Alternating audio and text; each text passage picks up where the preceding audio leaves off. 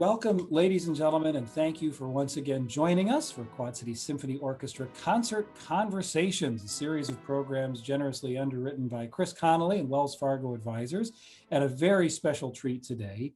Today, we get to be joined not only by the music director of the Quad City Symphony Orchestra, Mark Russell Smith, but also a member of the orchestra who will be prominently featured in the concerts we're going to be enjoying here this beginning of December. Let's get started right away. That, by the way, is of course Marc Zeila, but I'd like to offer a first word to our maestro, Mark Russell Smith. Welcome, and tell us a little bit about how we have the good fortune of hearing Marc Zeila on this program. Well, one of the most popular things, one of the, certainly our audience favorite things to do or to hear during Masterworks concerts is featuring our own incredible talented soloists.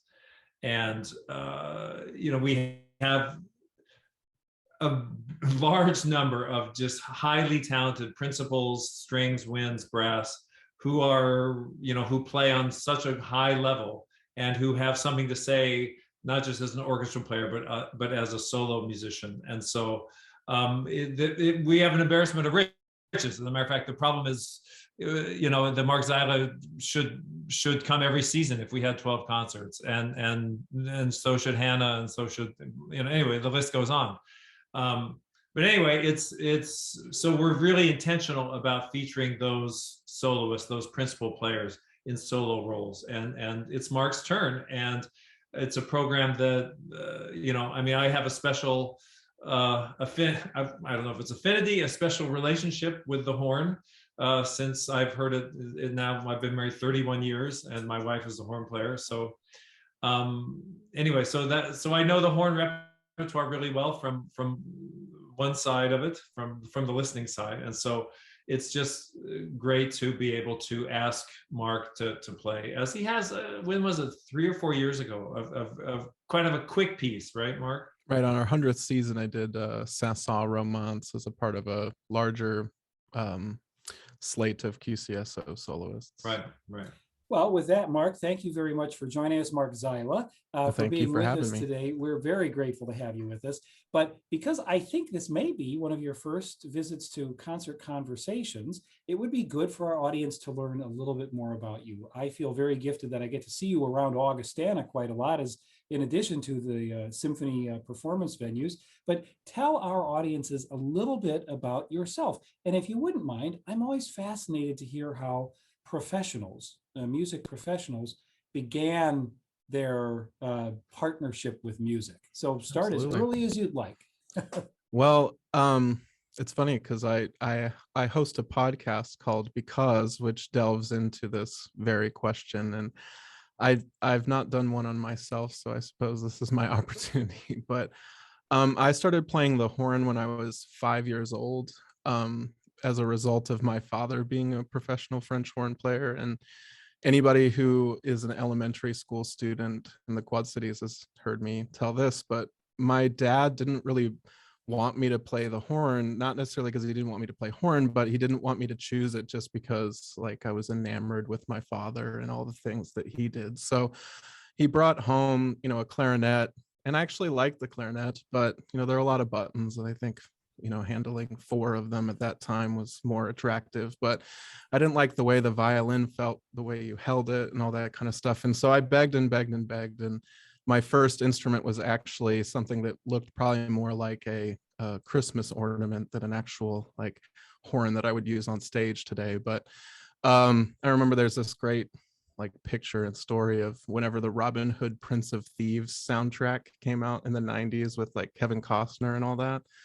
I remember listening to that CD, which has really ripping horn parts, and I have this little tiny natural horn that can only play 4 or 5 notes, but I was convinced that I was playing along with that recording right on. So anyway, I have an early relationship with the French horn that seems to be, my family business, and so it's something that I developed a really strong relationship with my dad through, playing a lot of duets. He was my first teacher, and still a supporter of my career and everything now. But I went to school at West Virginia University and did an undergraduate there, which is fun to share that My teacher at West Virginia University, Virginia Thompson, is an alumni of the QCSO's youth orchestra program.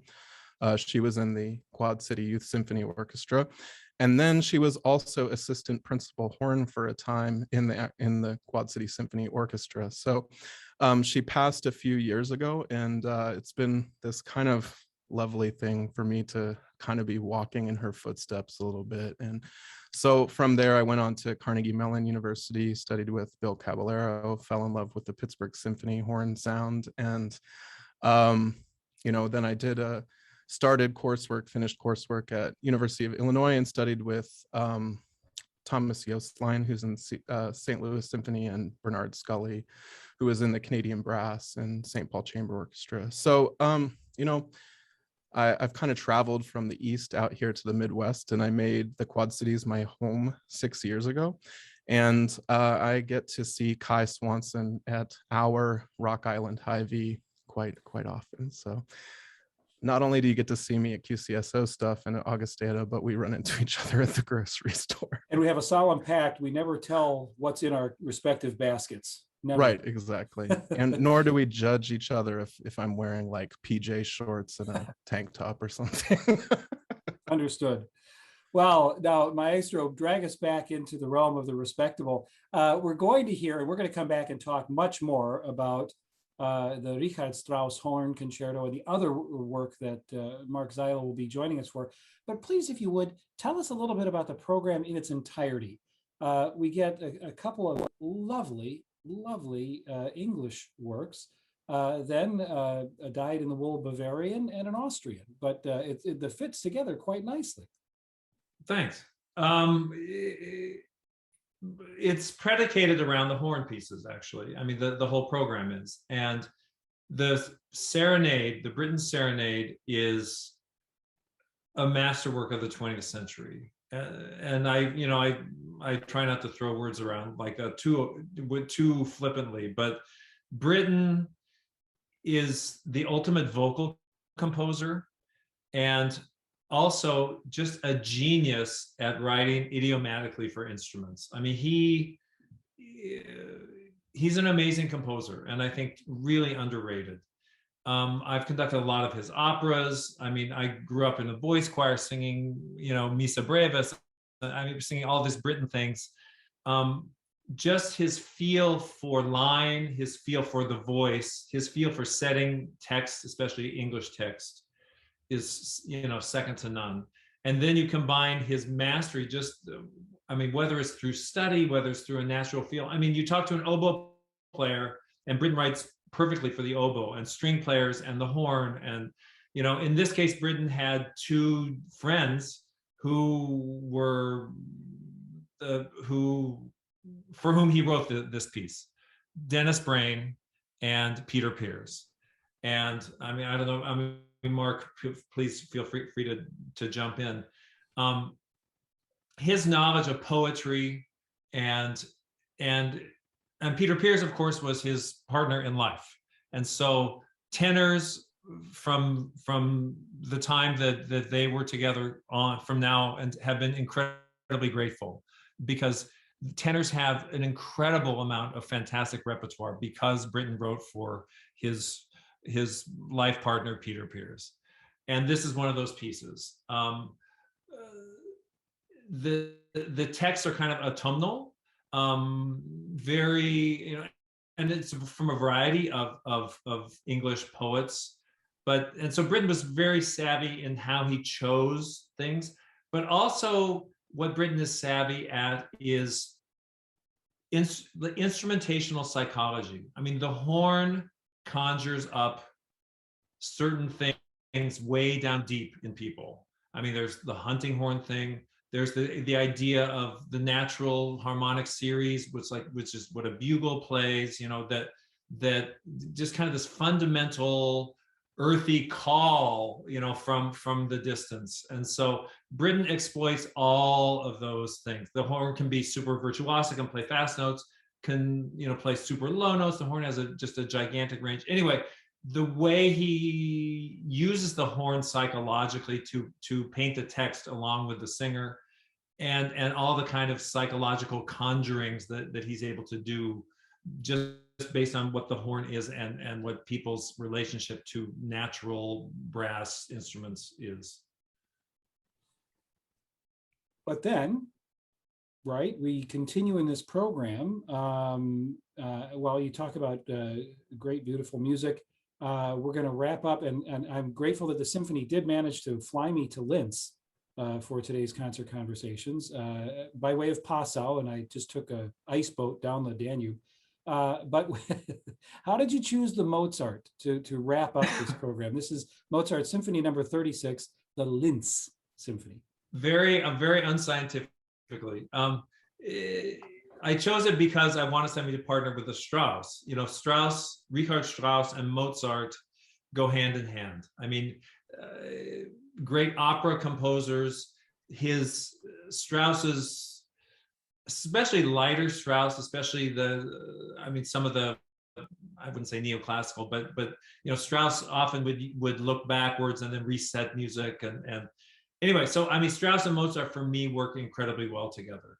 And it's audiences want to hear Mozart and orchestras need to play Mozart. And I love Mozart, you know, I wouldn't say above every other composer, but I mean, I just love Mozart. I've had such a great opportunity to do the operas and do so many symphonies. And so basically I look at our performance history, and there's 10 Mozart symphonies that everybody knows and loves.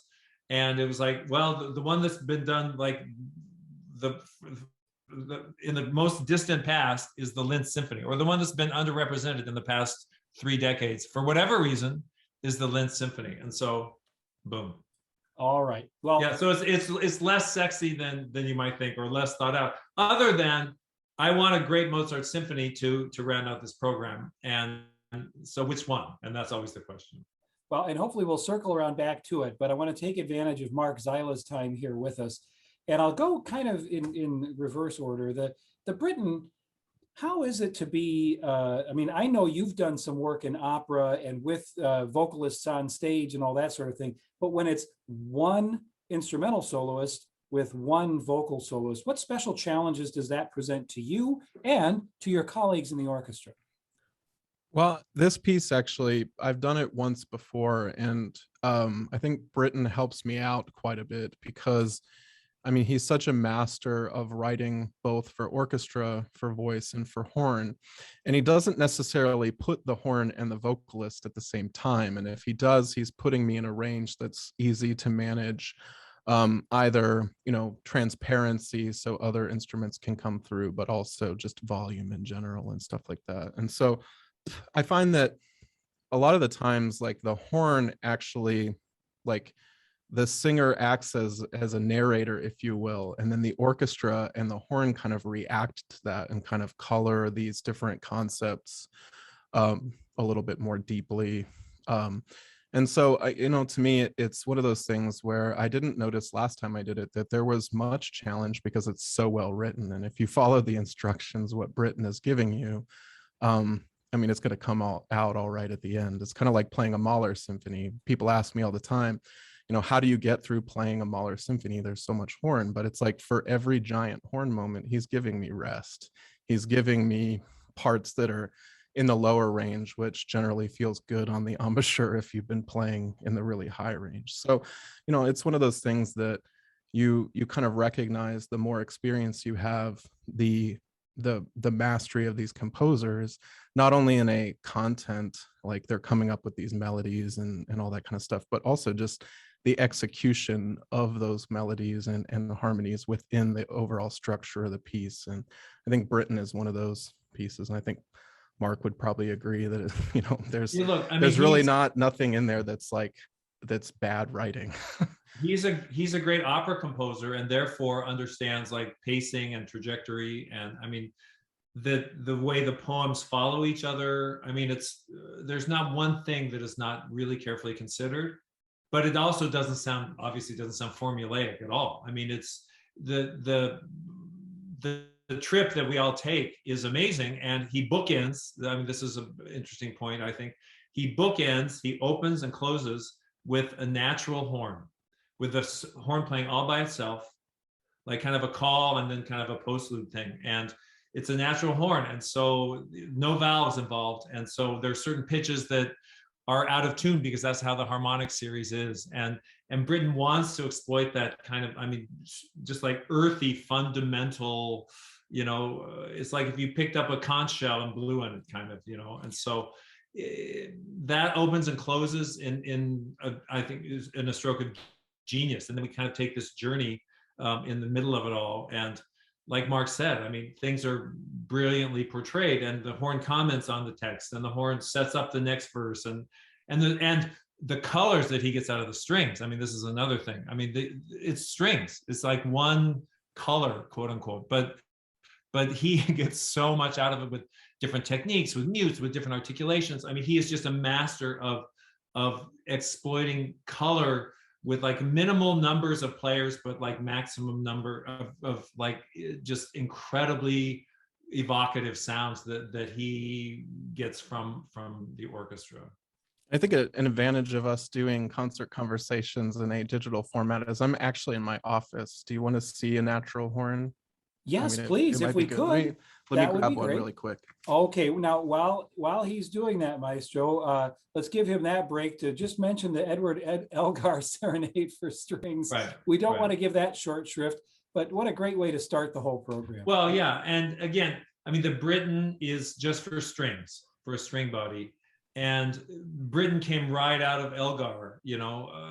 It kind of, I mean, early Britten still has a little bit of Victorian, but with some spice to it, and so Elgar, kind of the cliched Victorian composer, but just gorgeous melodies and the way he writes it, and it's 12 minutes. It's unpretentious.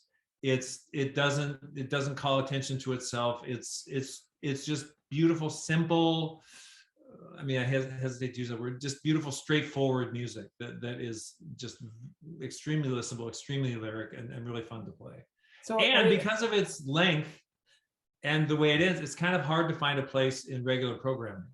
It ends softly. The second movement is kind of the heart of it, the beautiful sung slow movement, but it's kind of it needs to be strategically placed in a program. And so I was really happy to find a place that I think it works really well. As you're talking, I think about this, and maybe you have some life coaching advice here, but I sometimes think in my 20s, I was really enamored of Mozart. In my 30s, just totally swept away by Beethoven. I think in my 40s, and you get some of the credit for this, I developed a much deeper appreciation of Mahler. But where I am now, I just really love Elgar. And I don't know if that's a phenomenon that happens to other folks. I don't know. But you get some of the blame for that, Maestro.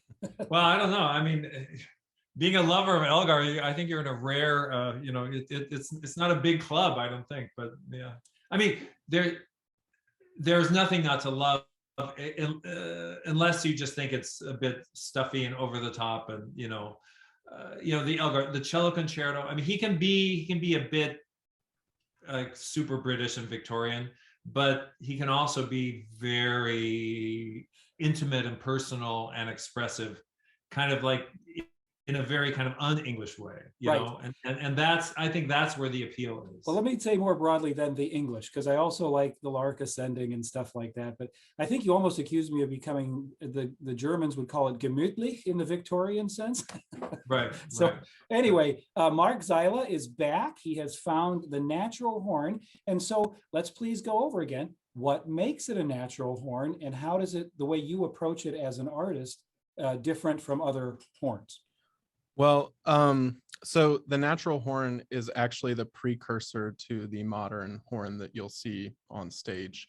The instrument itself was not intended to be a musical instrument in its first production.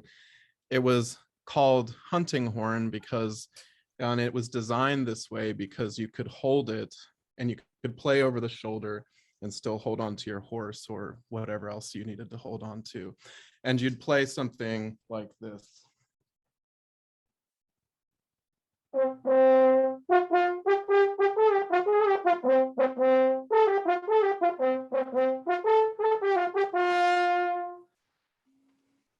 it kind of has this like rustic sound to it. Real hunting horn players, they play them very loudly. I mean, because they have to send that sound all over an entire hunting party.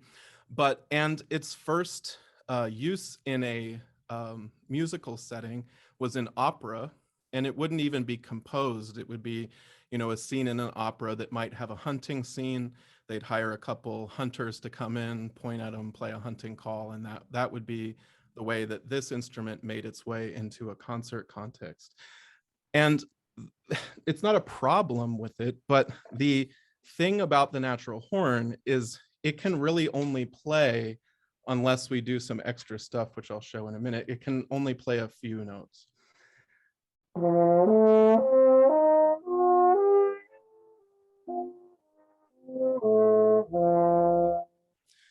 So when we talk about the natural harmonic series, that's in and of itself what it is. And it's funny because I talk about natural horn when I go to elementary schools, and I say everyone's favorite piece of music is Happy Birthday. The natural horn is an excellent instrument, but it can't even play Happy Birthday. That note doesn't exist. And so this instrument then became a little bit more chromatic because you put the hand inside the bell, and if you move it around and you stop the end of it, you can actually create some different notes. So in a 1 octave span, I can play.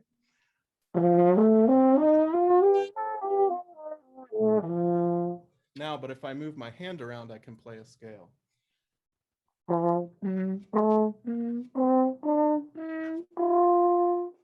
Now, some real natural horn players who might watch this video are like, his hand positions are a little bit messed up. I am not a trained natural horn player, but that's how it works. So now, I can play Happy Birthday. So there's all the notes. Anyway, all that about the natural horn. Natural horn also means you're only changing the notes with your embouchure. Right. There's no valves to change so the only way you can change it is with your lips. Or just manipulating your hand. In the Britten context, he only uses in the first movement, the last movement, the open notes on the instrument. And he also gives you one of the notes that I won't attempt to do right now. You'll have to come and hear the concert in December. But he puts an extremely high B flat that's also one of the ones that's flat within the harmonic series. So what that does is it gives this sound of like, I don't know, like it makes that sound even more distant. And for me, the thing that I like about the Britten as it relates to this first and last movement is that it really gives you this kind of like nostalgic feeling towards the rest of the piece. You're like, oh, this is a nice period to the end of it. But the way that you hear it is so far in the distance, matched with these open intervals that Britten wrote for a natural horn. Like, it is, to me, the perfect way to end the piece. Because again, it's like, you've gone through this entire journey, and before it ends, you should look back and see what you've learned and what you've experienced. And I think that Britten does a really great job by having it done that way. Now, I will not be playing, I'm just saying, on the concert, I will not be using valves, but I won't be using this particular instrument. But, I could go into many reasons for that, but I won't. I'm just so grateful that you took the time to share that with us. But I also want to be mindful. We've got this little ditty by Richard Strauss. Earlier, Maestro was talking about the horn repertoire. Where does the Strauss fit in that repertoire? And I'll let either of you start with that. Well, Strauss I is a piece of music that I think comes to horn players, I think, in the early part of their career. It's not something that you play when you're a middle schooler. But if you're somebody who's, studying the horn and you want to go to college to play horn, Strauss I is probably something that you'll learn, your junior or senior year in high school. And I've worked on it with countless students. But I want to share that it's not an easy piece. It goes all over the horn. And I think that the more mature you get as a player, the more you can get out of the piece, aside from just, playing the notes on the page and showing that you can play all over the range, you can do different dynamics and all that kind of stuff. And so I'm having like a really great time getting back into this piece as a performer and kind of looking to see what are some things that I can do with the piece that is a little different than maybe another recording that I've heard. And it's also a piece I love it so much because of this. One of these reasons is that it's early Strauss. Strauss's father, Franz Strauss, was a horn player. So I feel like Richard Strauss and I have this connection, right? So it's like dad's a horn player. Richard Strauss didn't become a horn player, but the horn was important to him because he grew up hearing it much like I did. And he wrote this piece for his father. And there's some really interesting things in the actual manuscript itself. One of the stories is that Franz Strauss was a heavy smoker. And by the time that this piece was written by his son, he wasn't able to make these long lines like Strauss is known for. So you'll see in the music, and it's like the first lesson I always have to teach is don't use all of the breath marks, because it's literally like every 2 bars, take a breath, every 2 bars, take a breath. So you have to plan out breathing a little bit more. But I don't know, it's just interesting of like, how music and families work. And for this to be one of his first solo pieces, or very early in his career, written for his dad. Yeah. I mean, he showed himself to be, I think, a better composer than his father very early on, because Franz Strauss wrote horn music as well that's really quite nice, but never really kind of gets into the depth that Richard Strauss did with his compositions. Well, we talk about these familial ties, and Maestro, as you referenced earlier, there's a world-class horn player that you happen to share an address with. And I'm just wondering, are there conversations leading up to concerts like this where the horn player in your life says, now, as a conductor, you got to remember this? I mean, from a horn player's perspective, does your spouse give you any advice on conducting works like this? Oh, sure. Are you kidding? Or what did she think when you said that I was going to do both of these pieces on one concert? Well, well, I asked you that question too. I know. That wasn't for her. That was for me.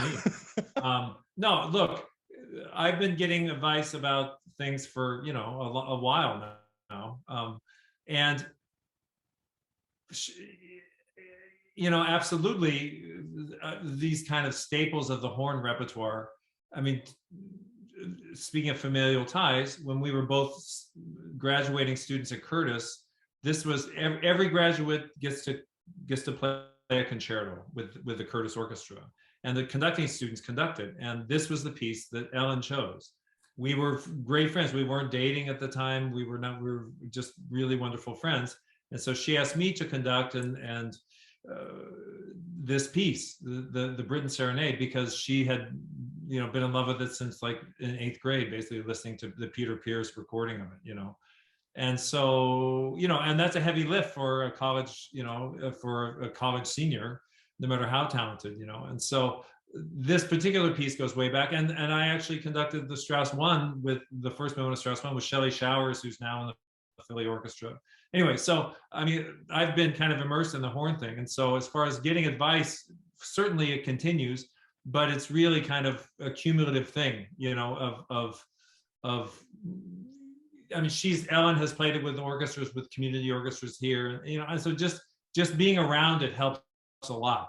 I've coached a bunch of singers who are doing this piece. My students just did it with university students, I think, a couple of years ago. So I mean, these are 2 horn pieces that I've had a lifetime of experience with, and that is huge. I mean, it's huge.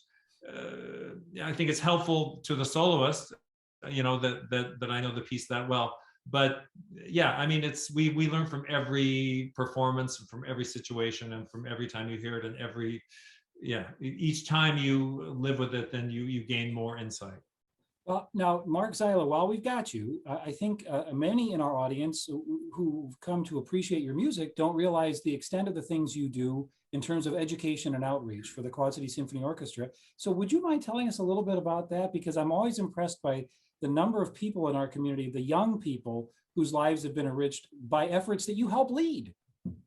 Yeah, I've been in the orchestra now for 10 years. This upcoming season will be my 11th season.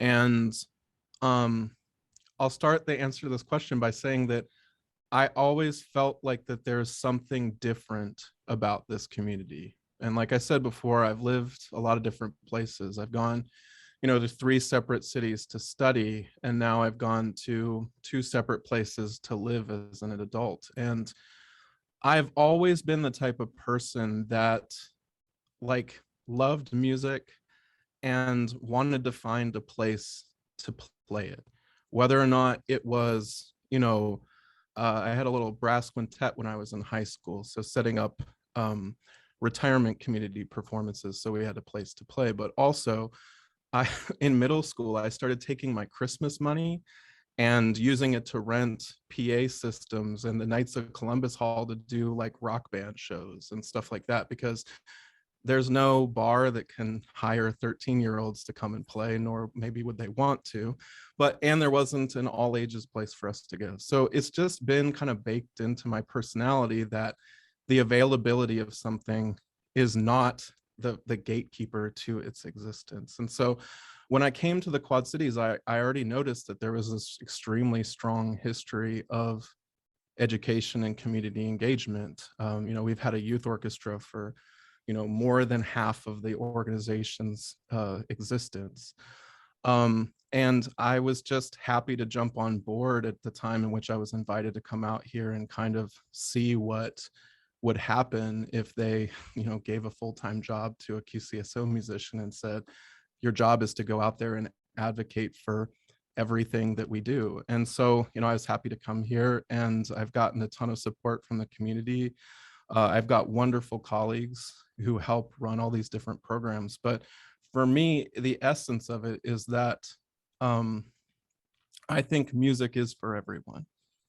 I think that it's important for orchestras to say that and to demonstrate that by creating as many avenues as possible for people to experience music, to learn how to do it, to become curious about things that aren't necessarily familiar to them. And so, specifically the things that, we've done over the past 6 years, starting a group cello instruction program at the Boys and Girls Club in the Mississippi Valley that will blossom now into cello and violin in the fall. The fact that we're building partnerships with places like Spring Forward Learning Center to have group violin instruction at Thomas Jefferson Elementary School in Milan. The fact that we are working with the Family Museum in Bettendorf to offer group violin and cello classes. The fact that we have over $10,000 of financial aid money to offer students for private lessons. That we've got 15 teachers, we've got 5 lesson locations throughout the Quad Cities. And that's not all my work, it's the team's work. But the fact that we believe and we operate all aspects of this organization, that what we do is for everyone, and it's our job to find the ways to lead them to that. And I remember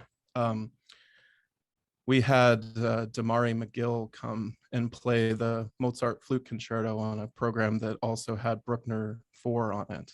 And in that week, this was before I started working here administratively, only by a few months, but I remember that he had a full slate of, speaking to Rotary Club, to various different things. And there was a clip that we got of him speaking where after a week of going into, different places in the community and schools, he mentioned, he was like, I have no idea what is in the water here in the Quad Cities, but keep giving that water to, and he was speaking about children, but I think about that all the time. Yeah. It's our job to give that water to every single Quad citizen. And, I'm incredibly proud and happy to be a part of that and to have the support of this wonderful staff and wonderful organization.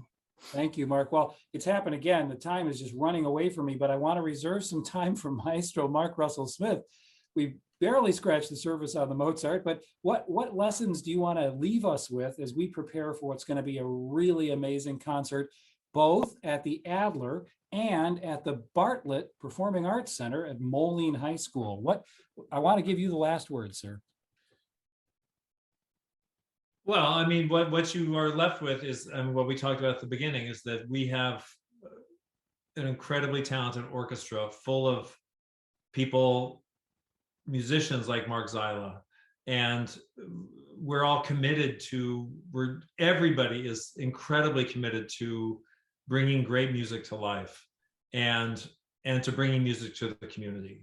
And I mean, here's yet another example, and we're going to be at the Bartlett.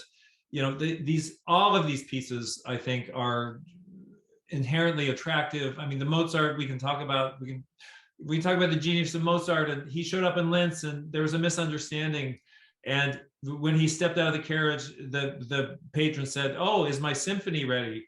And Mozart said, like, "Symphony? What symphony is that?" And so he had to write a symphony in basically 2 days, I mean, like literally 2 days.